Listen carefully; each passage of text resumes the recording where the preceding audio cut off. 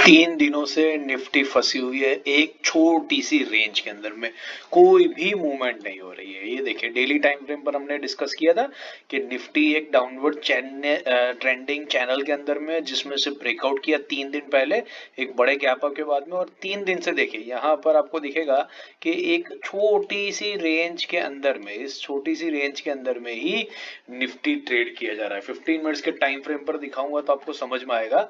ये देखिए ये पिछले 3 दिन की कैंडल है, इतनी छोटी सी रेंज के अंदर में ही निफ्टी, मतलब ये ऑलमोस्ट 128 से लेकर के 345, ऑलमोस्ट 200 पॉइंट की रेंज में ही निफ्टी पिछले 3 दिनों से घूम रहा है, ऊपर नीचे कर रहा है, लेकिन इसी रेंज के अंदर में फंसा हुआ है। जब तक इस रेंज को कन्विंसिंगली निफ्टी किसी भी एक साइड में ब्रेकआउट नहीं देगा, या तो कंसोलिडेट करके नीचे आकर के नीचे की तरफ जाए, या तो फिर यहां पर से कंसोलिडेट करके ऊपर की तरफ निकले, जब तक दोनों में से एक डायरेक्शन डिसाइड नहीं होती निफ्टी की, तब तक ज्यादा कोई बड़ा मूवमेंट आप निफ्टी के अंदर में एक्सपेक्ट नहीं कर सकते। हालांकि हमने जो पहले डिस्कस किया था डेली टाइम फ्रेम्स के ऊपर, मैं ये जरा सा एनोटेशन हटा देता हूं तो क्लियर हो जाएगा।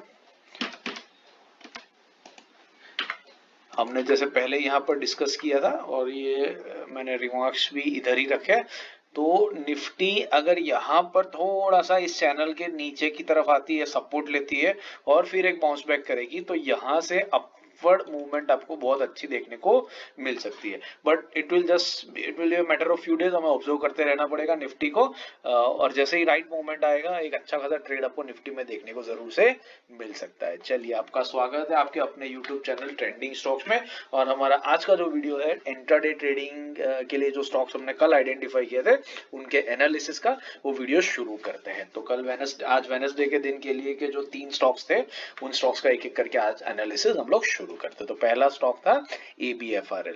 बाय द वे, जो लोग चैनल पर पहली बार आए हैं वो बेल आइकन प्रेस करके चैनल को सब्सक्राइब जरूर कर दीजिएगा, ताकि हमारे इंट्राडे स्विंग और पोजिशनल के 3 स्टॉक सिलेक्शन और सब्सिक्वेंटली उनके डेली वीकली एनालिसिस, और उसके अलावा सेक्टरल एनालिसिस और हर सेक्टर के 2 टॉप पिक्स, ये सारे के सारे जो वीडियोस है वो सारे वीडियोस आपको रेगुलर बेसिस पे अपडेट के फॉर्म में मिलते रहे। इसलिए चैनल को सब्सक्राइब कर दीजिएगा और अपने दोस्तों के साथ भी चैनल को शेयर कीजिएगा जो स्टॉक मार्केट में ट्रेडिंग इन्वेस्टमेंट करते हैं, and also smash the like button, ताकि हम वीडियो शुरू करें और आगे बढ़े। तो पहला स्टॉक था आदित्य बिरला फैशन है डिटेल।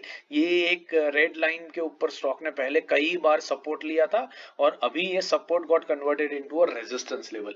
कल के दिन में, आज के दिन में सॉरी, स्टॉक इस लेवल के ऊपर आया, ये ग्रीन कैंडल में आप देख सकते हैं इस लेवल के ऊपर आया है, और फिर उसके बाद में वापस नीचे की तरफ आकर के वहीं पर क्लोजिंग दी है।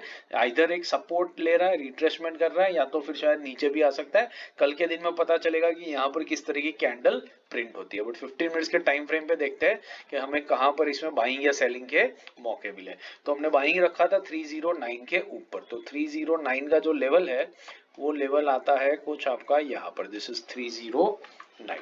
तो आप देख सकते हैं कि 309 का लेवल बहुत कन्विंसिंगली आपको 945 की कैंडल में मिला, उसके बाद 10:15 11 बजे तक की 10:45 तक की कैंडल में ये लेवल आपका कंफर्टेबली आ गया। और इस लेवल पर अगर आपने एंट्री करी होती तो आपका जो हाई बनता है दैट वुड बी 311.90।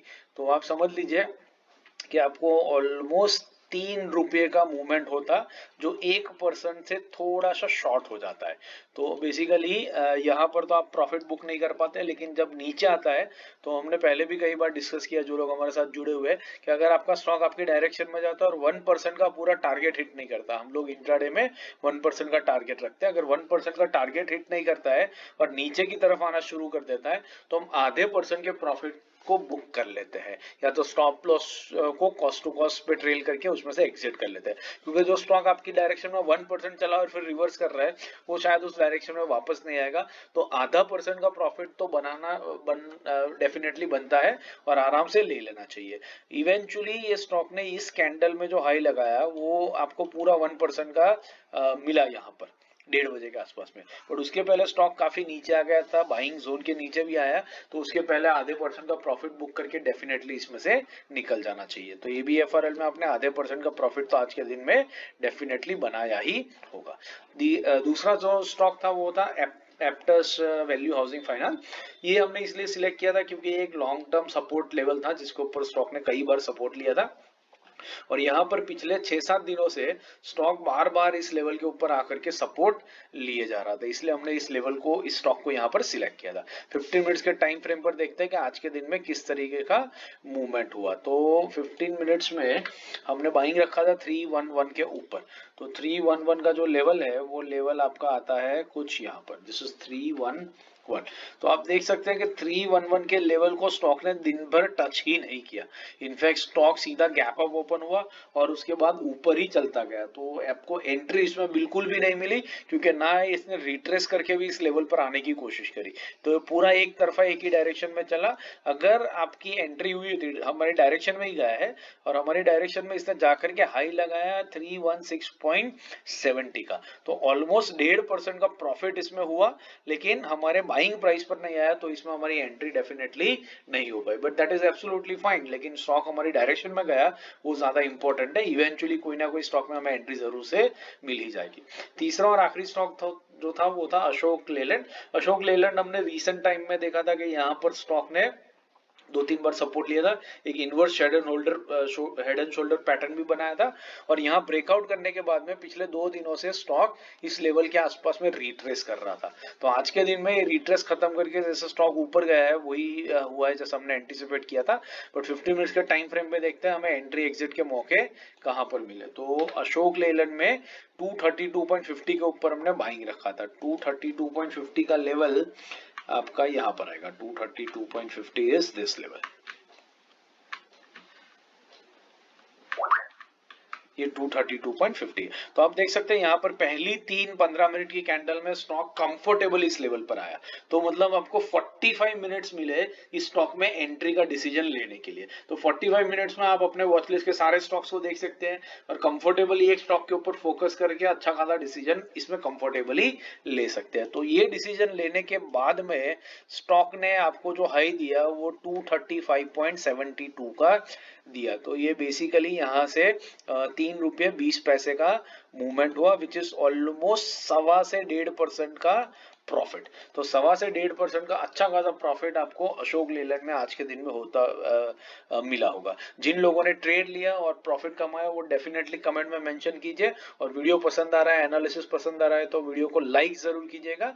बाकी इंट्राडे स्विंग पोजिशनल के मैंने स्टॉक्स वीडियोस यहाँ पर रख दिए है स्क्रीन पर, तो उनको देखिए, सीखते रहिए, मार्केट से पैसा कमाते रहिए। Thank you and have a great trading day tomorrow.